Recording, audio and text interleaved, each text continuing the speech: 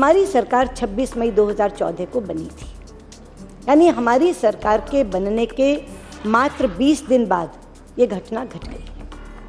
और घटना का पता ऐसे चला कि वहाँ से एक व्यक्ति जिसका नाम हरजीत मसीह है वो आया और उसने ये कहा कि हम 40 लोगों को ISIS के लोगों ने बंधक बना लिया था, 39 लोग मेरे सामने मार दिए गए और मैं अकेला वहाँ से बच निकला।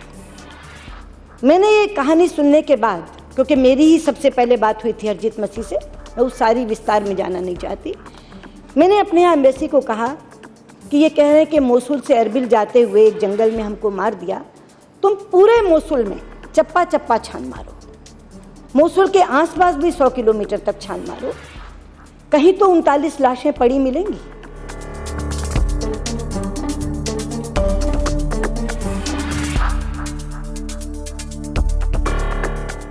मैं सदन से कह रही हूँ, आप मुझे बताइए कि एक व्यक्ति ये कह रहा है कि वे मार दिए गए और हमारे 6 सोर्सेज ये कह रहे हैं कि वो मारे नहीं गए, जिंदा हैं। मुझे क्या करना चाहिए? क्या ये स्वीकार करके कि वे मार दिए गए मैं हाथ पर हाथ रखकर बैठ जाऊं और उनकी तलाश छोड़ दूं? ये आसान विकल्प है, ये आसान विकल्प है। लेकिन दूसरा विकल्प ये है कि जो 6 सोर्सेज हमारे कह रहे हैं कि वो मारे नहीं गए और जिंदा हैं, उन पर विश्वास करते हुए आगे बढ़ूं और उनकी तलाश करूं।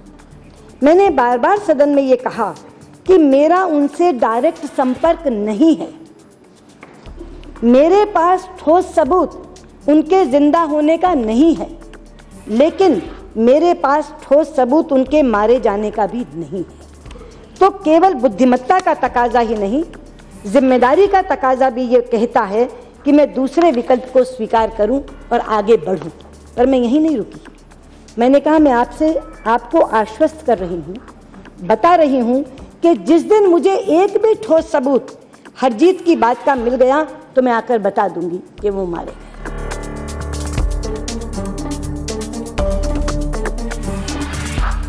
कि जो बार बार ये कहा जाता है कि मैं उन्हें मरा हुआ घोषित क्यों नहीं कर देती, हरजीत के बयान पर यकीन क्यों नहीं कर देती, मैं आज यहाँ कहना चाहूँगी खड़े होकर कि अध्यक्ष जी, बिना ठोस सबूत के किसी को मरा हुआ घोषित करना पाप है और ये पाप मैं कभी नहीं करूँगी।